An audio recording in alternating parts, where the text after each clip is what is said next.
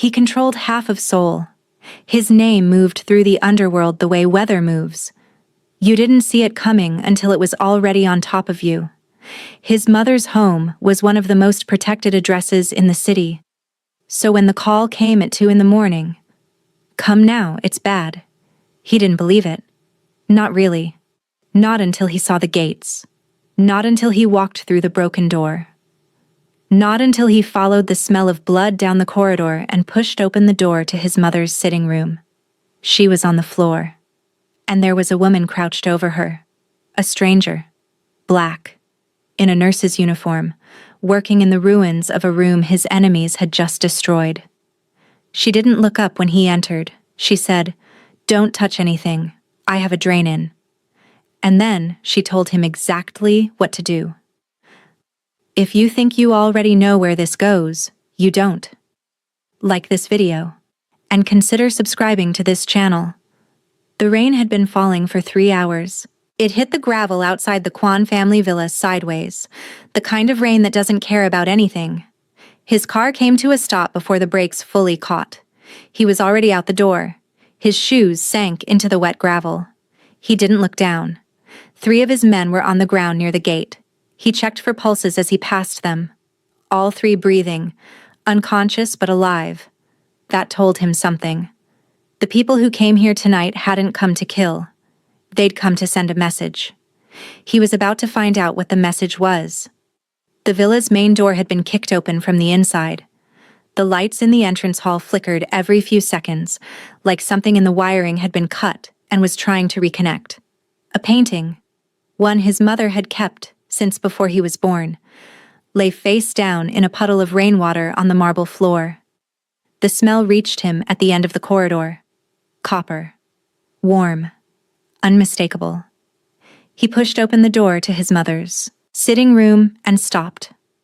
His mother was on the floor beside her favorite armchair. Her white evening dress was soaked dark on the left side.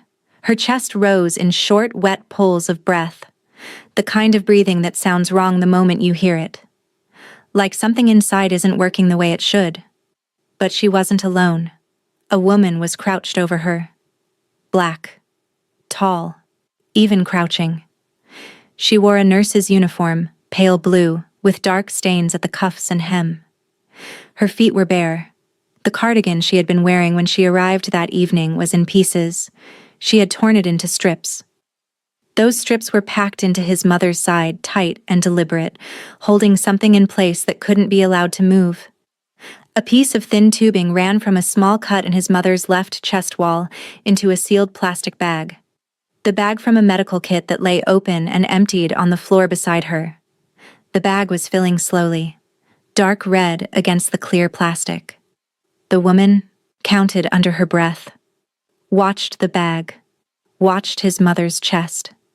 She didn't look up when Dae-hyun walked in. "Don't touch anything," she said. Calm. Not calm like she wasn't afraid. Calm like she'd already used up her fear and gotten to work. "I have a pleural drain in. Blood in the chest. If she's moved wrong, the drain dislodges." "Who are you?" "Zola Mensah, agency nurse, evening shift." Her hands didn't stop moving. "I was still here when they came through the back entrance. I hid in the bathroom. When they left, I came out and found her." "Why didn't you run?" She looked up at him then. Brown eyes. Steady. Carrying a tiredness that had nothing to do with tonight and everything to do with having made the same choice. To stay, to work, to not look away. Many times before. Because she was still breathing, Zola said, "I'm a nurse." She said it the way someone states a fact. Not a defense, not a declaration. Just the reason, the only reason.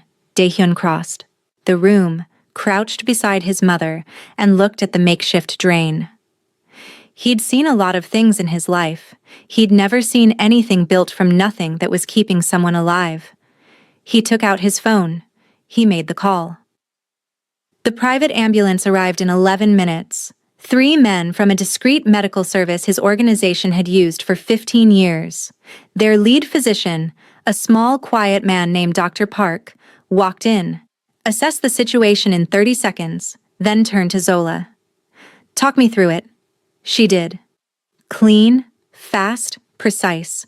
Intercostal placement, blood loss estimate, oxygen saturation tracked on her phone's stopwatch because she had nothing else. She handed the care over the way a good nurse does. Completely, without hesitation, because the goal isn't credit. The goal is the patient. Dr. Park listened. Then he looked at Dae-hyun. The drain was correct. If she hadn't placed it, he stopped. The rest didn't need to be said. Zola pulled off her examination gloves. Her bare hands underneath were still, not shaking. Dae-hyun watched her. She was already moving, wiping down the medical kit, checking the floor around his mother for anything the team might need, quiet and efficient in the ruins of a room that should have broken her. "I'll take you home," he said. "I don't need—" It wasn't an offer. He said it without heat. But she heard what was underneath it. This wasn't generosity. He didn't know what she was yet, and he wasn't letting her out of his sight until he did. She understood that. She could see it in him the same way she could see a fever behind someone's eyes, even before the thermometer confirmed it. She picked up what was left of her bag and followed him out. Here is something you need to understand about Dae-hyun Kwon. He hadn't reached the position he held by being careless.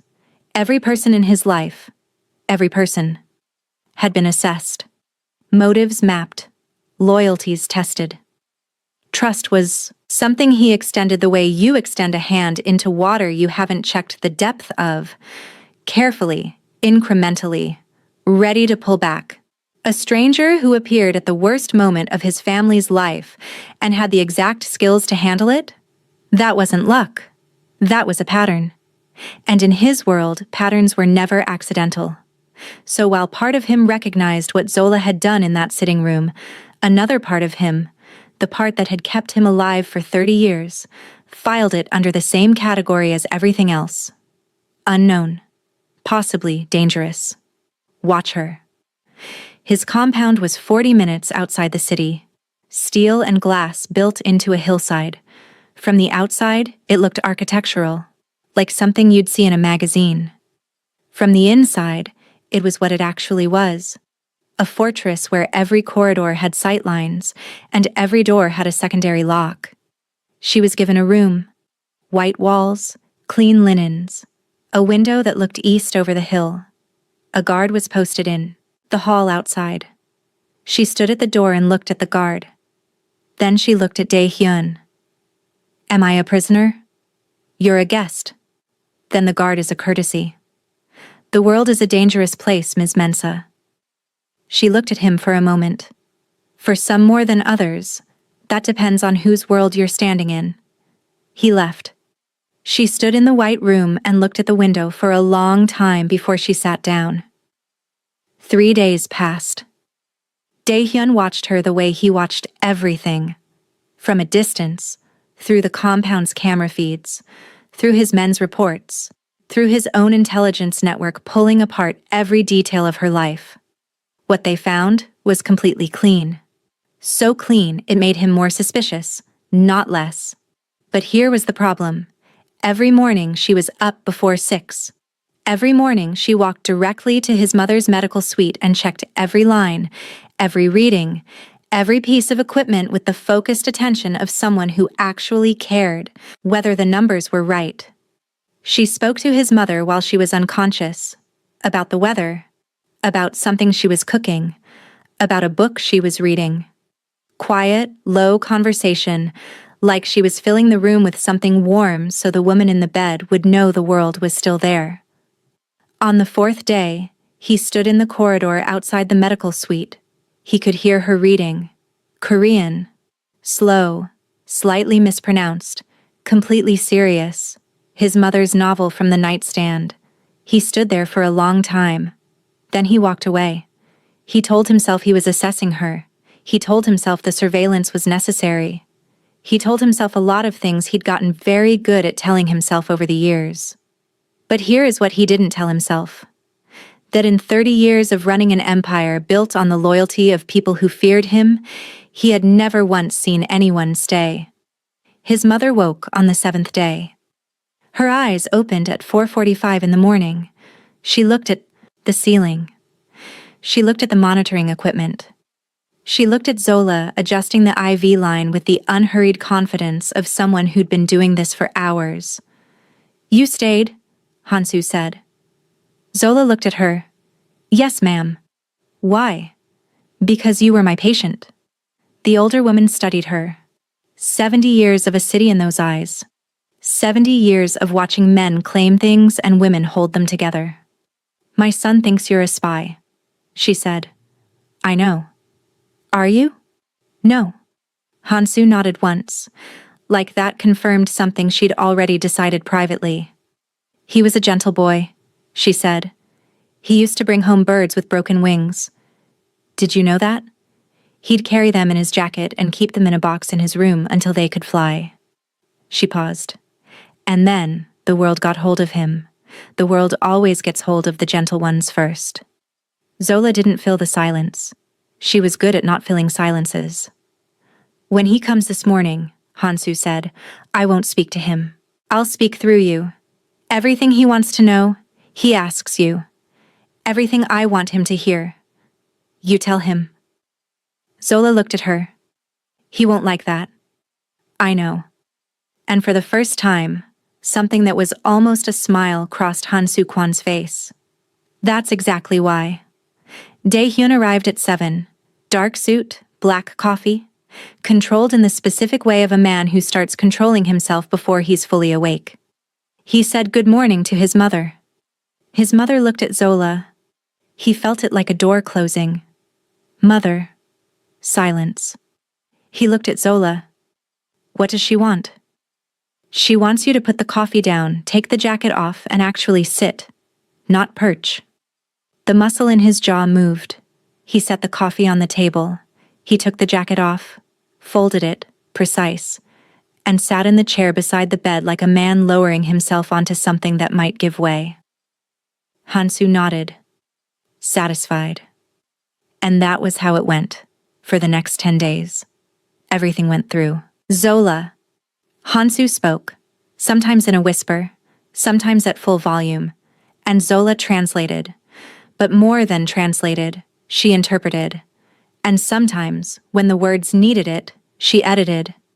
"She said you're a fool," Zola told him on day 3. He looked up slowly. "That's not all she said." "No." "Tell me." Zola looked at him steadily. "She said you're as stubborn as your father. But your father had more sense than you. And that your father would be ashamed of how you're treating the woman who kept his wife alive." Silence. "She said all that. In fewer words." He looked at his mother. Hansu was looking at the window, calm as a person who had just said exactly what they meant and felt very good about it. He didn't argue. But the look on his face when he left was the look of a man carrying something he couldn't put down. On the 12th day, they brought in a soldier. Young. 22 years old, Dae-hyun would later tell her. A bullet in his right shoulder. 2. Boots had connected with his ribs from the sound of the cracking. He was conscious and losing too much blood, and the compound's physician was 40 minutes away in the city.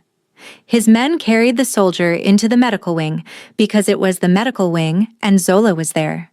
She took one look at the gurney, at the wound, at the men standing around it, waiting for someone else to do something. "Get me a clean field," she said. No one moved. She looked at Dae-hyun in the doorway. Just looked at him. He said, "You heard her." They moved. She worked for 40 minutes. Removed the bullet. It had stopped short of the subclavian, which was lucky enough to feel like a miracle.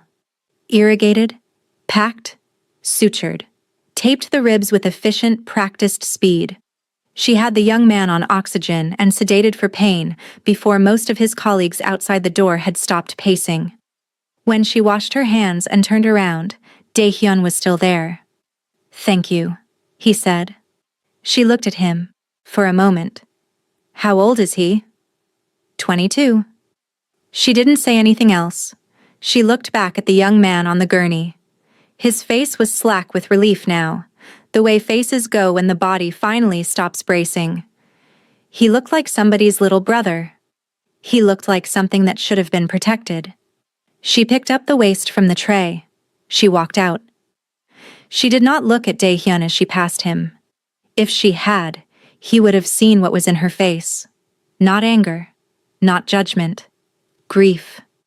The specific grief of someone who keeps seeing something they can't fix, over and over, and keeps trying anyway. That was the moment Dae-hyun stopped watching her from a distance. He just didn't know it yet. 4 more soldiers came in the next 2 weeks. She treated every one of them. And every night she sat at the small desk in her room and wrote in a leather-bound journal. Small, dark green, brought from her apartment in the one trip she'd been allowed to make. One of his men found the journal. Dae-hyun read the first page, then the second. Then he closed it.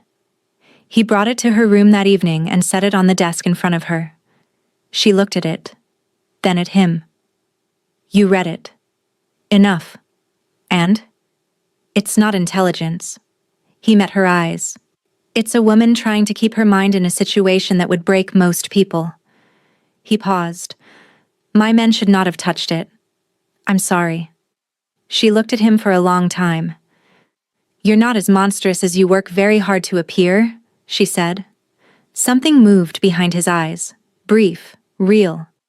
Don't let that get around, he said. And for the first time, the actual first time, she laughed. Short, genuine, a little startled. Like she hadn't expected it from herself any more than from him. He left before either of them could do anything with the moment. 3 weeks in, he appeared at her door at 6 in the evening. There's a gala tonight. The syndicate's quarterly gathering. I need you there. She stared at him. Why? There's someone attending who may have had a hand in what happened to my mother. They'll be looking at me, not at a woman who doesn't belong. He paused. Your presence creates a distraction I can use. He wasn't telling her everything. She could see it the same way she could see when a patient was hiding pain, in what they didn't move, the very careful stillness of someone managing information. But she understood his world well enough now to know this was his version of honest. Fine, she said. I'm choosing what I wear. She walked into the Hotel Shilla ballroom in a gown of deep burgundy and gold, silk panels, African-inspired, structured at the shoulder, falling in layers to the floor. A head wrap twisted and pinned into something architectural, gold earrings, simple drops, old, her grandmother's. The room shifted when she entered. Not loudly, subtly. The way a room shifts when something unexpected walks in, and the air takes a moment to adjust. She didn't perform it. That was the thing. She didn't play to it. She simply moved through the room the way she moved through the medical wing. Purposeful, unhurried, like she had every right to be exactly where she was. Dae-hyun watched her. He watched her speak to the wives of syndicate members in 3 languages. He watched her ask an old clan elder a pointed question about the Yi dynasty that made the man blink and then actually answer her. He watched Executive Han, smooth, corporate, cold, make a remark across the table that was designed to shrink her. She looked at Han directly. I find the most interesting choices are made by people who aren't afraid of being interesting. Then she turned back to the woman beside her without missing a beat. Here is what nobody in that room knew about Dae-hyun Kwon, including himself. He had never once wanted to protect a person because they were strong. He had protected people because they were useful, or because it was required, or because something valuable would be lost if he didn't. Watching Zola handle that room was the first time he understood there was a difference between protecting something fragile and standing beside something that didn't need him. He found that difference considerably more dangerous. They identified the assassin, a caterer with a false lanyard and a ceramic blade, in the 3rd hour. His men handled it in the manner such things were always handled. Quietly, completely, in a way that left no visible disruption to the evening. Zola was guided out before the situation resolved. In the car going home, rain hitting the windows, Sol sliding past in smears of gold and white, he said, "You handled yourself well." She looked out the window. "I handle myself in most situations." A pause. Then, barely, the corner of his mouth. "No," he agreed. "It isn't." She turned to look at him. He was already looking back at the road. But she had caught it. The almost smile, the unguarded half-second. She filed it away. The morning after the gala, Seo-jun laid a file on Dae-hyun's desk. Photographs, timestamps, compound camera footage of Zola in the corridors, in the garden, in the medical wing. "She keeps records," Seo-jun said. "Extensive ones. Every patient, every procedure. The men are uncomfortable. A foreigner in the inner compound, one with that much documentation, is a liability." Dae-hyun looked at the photographs. "She saved my mother's life," he said, "and she's been compensated. The obligation is settled. The ongoing risk. Leave it." Seo-jun picked up his file. He had been with Dae-hyun long enough to know that tone. He left. That evening, Dae-hyun found Zola in the compound garden. She was sitting on the stone wall at its edge, a mug of tea in both hands, looking at the city below. Seoul in the evening. Thousands of lights beginning at once, like an exhale. The jasmine along the wall smelled sharp in the cold air. He sat beside her. She didn't move away, but she didn't look at him either. "My second-in-command wants to remove you," he said. "I know. I've known for a week. He thinks you're a risk." "He's not wrong." She looked at her tea. "I see things. I remember them. I write them down. In your world, that makes me dangerous." She paused. "The difference is, I have no interest in destroying anyone. I'm just trying to understand how a man like you sleeps." He was quiet for a moment. "You think what I do is monstrous. I think what you do has a cost. And the people paying it aren't always the ones who chose this life. We all make choices. People choose from what's available to them." She looked at the city. "I grew up in Accra. The options in my neighborhood weren't great either. I chose nursing. That was my door." She paused. "Not everyone finds a door." He said nothing. Below them, the lights of Seoul came on and on and on, millions of people inside millions of rooms, none of them knowing what was happening on this hillside. "I became this to protect something," he said finally. It wasn't an explanation. It wasn't an apology. It was just the truth, handed over carefully, the way you hand something fragile to someone you're not sure you trust yet. "And now?" she asked. He didn't answer, but she heard it. The silence of a man who doesn't know how to answer that question anymore. The siege came on a Tuesday night. 4 men through the east perimeter. 3 stopped by the outer guard. The 4th made it inside. He found the medical wing. He found the end of the corridor. He found Zola. His weapon was up when Dae-hyun came through the door. And then the man dropped. Not from a gunshot. His body simply folded. His weapon hit the floor. His face went wrong in the way faces go when the heart stops deciding to cooperate. And Zola was already on the floor beside him. Her hands locked. Compressions started. She counted out loud. 1, 2, 3. With the mechanical focus of someone who had made the same decision 100 times before and never once hesitated. She did not look at the weapon on the floor. She did not look at Dae-hyun's men in the doorway with their hands on their guns. She looked at the man's chest and she pushed. "Nobody touch him," she said. "Give me room." Dae-hyun raised one hand. His men stepped back. He stood in the doorway of that corridor and watched a woman resuscitate the man who had come to kill her. Her arms locked straight, her weight driving into each compression, her face set, not calm, not detached, but fierce, like she was arguing with something. He watched that for 4 minutes. The young man's heart started.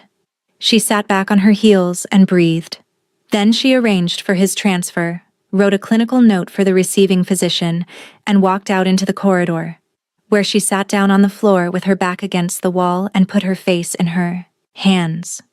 Dae-hyun sat beside her, on the floor, in his suit, back against the wall, legs stretched out like a man who'd decided the floor was fine. Neither of them spoke for a while. "How do you do that?" he said. His voice had something different in it, something without the careful architecture he normally maintained. "How do you set aside what someone intended and just see what they need?" She lifted her face. Her eyes were dry. She'd gone past crying into the country beyond it, where everything was just very still and very clear. "I don't set it aside," she said. "I carry it. I just carry it after, not during." He looked at her. "During," she said. "There's only the work." He thought about that. He thought about 30 years of decisions made under pressure, and how he'd trained himself to do exactly that. To carry it after, not during. How he'd built an entire identity around that ability, and how it had cost him every single relationship he'd ever had. "I'm in the wrong world for you," he said. "Yes," she said. "You are." They sat on that corridor floor for another 10 minutes. The compound hummed around them. Neither of them moved. His mother asked him to come to her bedside on a Thursday. She was sitting up. She had taken her meals. She had complained about the lighting and requested her reading glasses in the correct case. She was, in all visible ways, herself again. She told him to sit. He sat. She told him to look at her. He did. "The men who came to the villa," she began. "We know who sent them," he said. "We're handling it. You know who carried the order. You don't know who gave it." He went very still. "I gave it," she said. The room's quiet became a different kind of quiet. Zola stood at the monitoring station in the corner. She could have left. She'd been asked to stay. She stayed. Dae-hyun's face didn't change. This was the frightening thing about him, that when something hit hard enough, nothing showed. The pain went somewhere internal and airless where it couldn't reach the surface.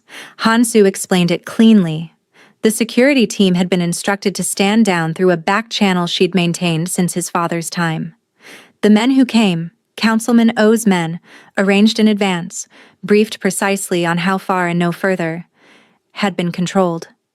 The entire attack had been a test. She'd needed to know how fast he moved. Whether the years had made him slow. Whether he was ready to lead without her. There had been one element she hadn't planned. Zola. The shift was supposed to end at midnight. Zola had stayed late because Han-soo was restless. In all the calculation and staging of the night, one restless patient had changed everything. "You could have died," Dae-hyun said. His voice was flat. "If the timing had been different, if she hadn't been there, I calculated the risk. You cannot calculate everything." "Your father calculated it with me," she said. "When I was young. When I came into this family. He staged a crisis to see if I could hold. I did. He trusted me with everything after." She held his gaze. "I had to know, Dae-hyun. I had to know if you were ready." He stood up. He walked out. No raised voice. No broken door. He simply walked out of the room, through the corridor, down through the villa's lower level, and out into the night air of the courtyard. Cold, damp, smelling of stone and rain. Zola followed at a careful distance, 20 feet behind him, saying nothing. He stood with his hands at his sides and looked at the city below. She waited. This is what she understood about him now. That Dae-hyun Kwon had built his entire world around the idea that he could hold anything, that nothing could reach deep enough to crack the surface. He had built that capacity because he had to, because the world demanded it of him, because the alternative was to be broken open in front of people who would use it against him. And here was the crack. Not enemies, not loss. His mother. the one person he'd been holding the empire together for. After a long time, he made a sound. Quiet. Compressed. The sound of something too large for the opening it was trying to fit through. Zola walked forward and stood beside him. She didn't touch him. She didn't speak. She stood there in the cold courtyard air and was simply present. Like she had been beside his mother's bed, reading novels she couldn't fully pronounce, filling the room with something warm. Eventually, he said, "She still loves me?" "Yes." "That doesn't make it better." "No, but it makes it true."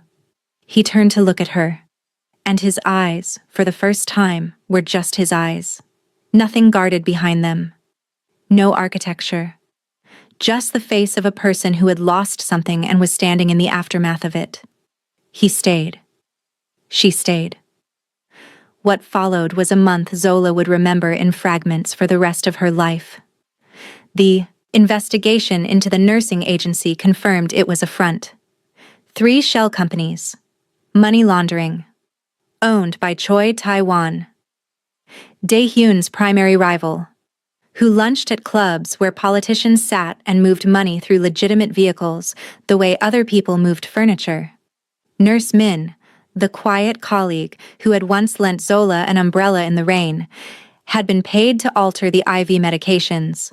She had not succeeded because Han-soo had refused to let anyone but Zola handle her medications from the second day of her care. An old woman's suspicion had been the only thing standing between her and the poison. Viper, the mercenary who had organized the compound breach, was found in Incheon. What happened after that was not described to Zola, and she did not ask. Executive Han was neutralized through a different kind of war. Agreements, leverage, the cold calculus of men who speak in corporate language about things that have no corporate language. It cost Dae-hyun compromises he hated making with people he despised. His uncle came to the compound once, said things about bloodlines and foreign influence in the careful formal language of a man who has been rehearsing his disappointment for years. Dae-hyun listened from beginning to end, then asked him to leave, quietly, without a raised voice, without a threat. That was worse than any threat. Councilman Oh called. Repeatedly, used the word managed in reference to Zola on the third call. Whatever Dae-hyun said in response to that word ended the conversation in under 10 seconds, and Oh did not call again. Through all of it, Zola wrote, every night, dark green journal on the small desk, the 22-year-old who healed and started teaching himself English on his phone. Han-soo dictating letters to old friends with the brisk efficiency of a woman who considers near-death experiences no excuse for letting correspondence slide. Dae-hyun on the balcony in the early dark looking at the city, the specific stillness of a man who carries everything and sets down nothing. She was not writing for anyone outside those walls. She was writing to keep herself intact, because the human mind can only hold so much without a place to put it down.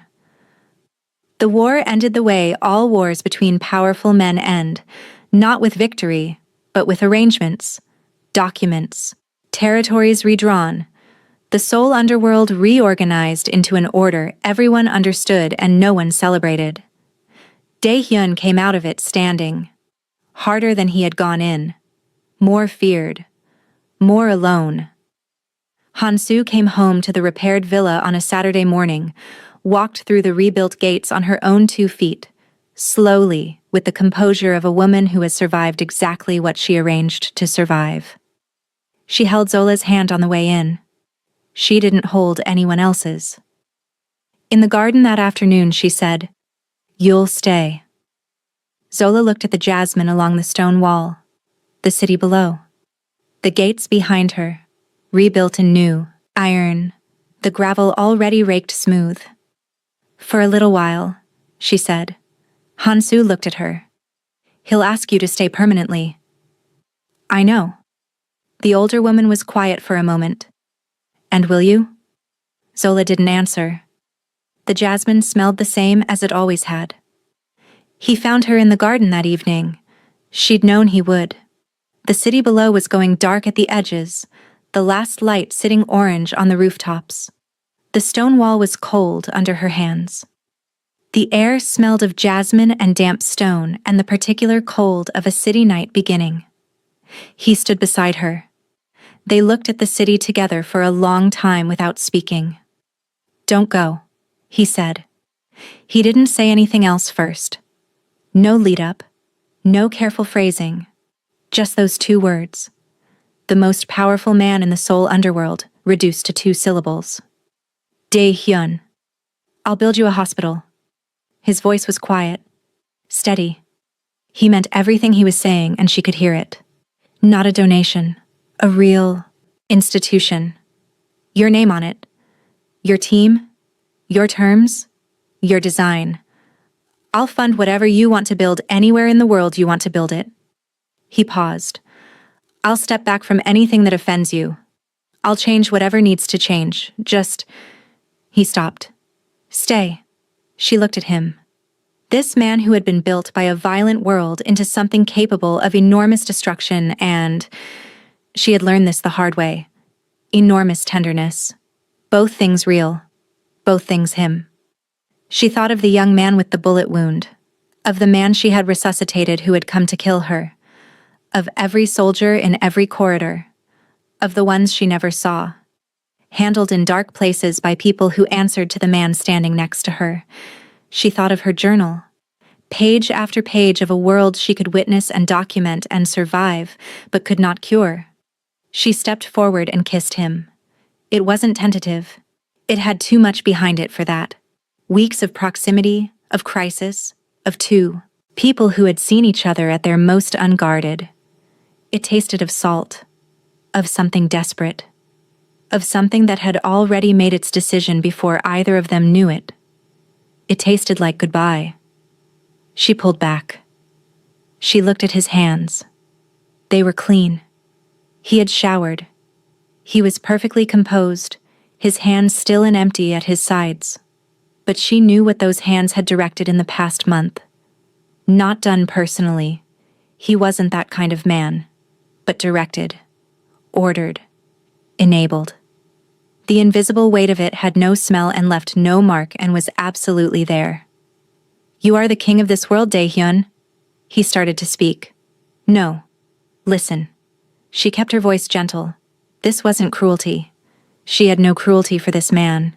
You were made for this. I have watched you for 2 months and I see it clearly, the way I see a body's condition clearly.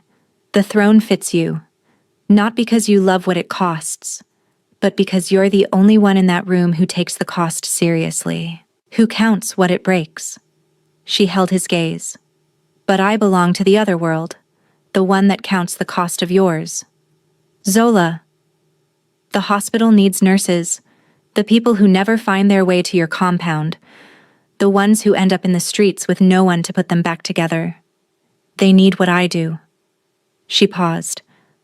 And I can't do it from inside these walls? You know that. And you can't leave them and be who they need you to be. She watched his face. We both know that. He looked at her. The man who never let pain show had stopped trying to hide it. It was just there. Plain, human, real. The face of someone hearing a truth they cannot argue with, and knowing they cannot argue with it, and wishing it were otherwise. You leave in the morning, he said, not a question. Yes? I can't. No. He nodded. One slow movement. He looked at the city, his city, the city that had made him everything he was and taken everything it wanted. He breathed. Will you be safe? He asked.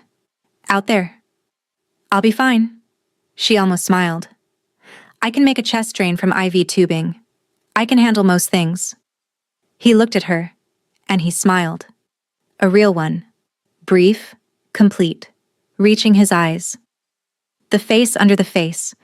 The boy who used to carry injured birds in his jacket pockets. Who lived somewhere inside the man the world had made him into.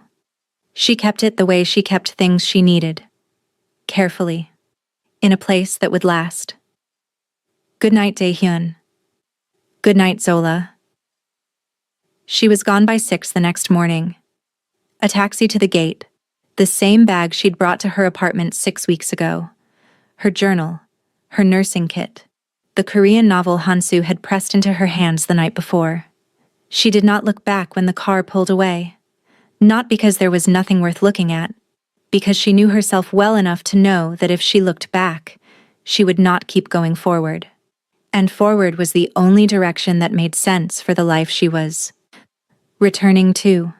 In Seoul, on a balcony above a city that had given him everything and taken everything it wanted in return, a man stood in the first light of morning. He looked south, past the Han River, past the highways, past the edges of the world he ruled. He held a Korean novel in one hand, the novel his mother had told him Zola had kept. He hadn't known until last night. His mother had said it quietly, without ceremony. She asked to keep it. I said yes. He opened the front cover. His mother's handwriting on the title page. Firm. Slanted left. For the girl who stayed when she didn't have to. He stood there for a long time, the city spread out below him, waking up. The first taxis, the first lights in the office towers, the first sounds of a day beginning in a world that had no idea what had happened on this balcony, in this corridor, in the ruins of a sitting room in the rain. He closed the book. He remained the boss. He remained the king. And in the cold, honest quiet of a throne that fit him perfectly and gave him nothing he actually needed, he understood what she had been trying to tell him in the garden. The throne is yours, Dae-hyun, but you were born to be more than a throne. He had simply been born too late to choose differently. The city woke up below him. He did not move. If you enjoyed this story, please consider subscribing to this channel for more stories like this.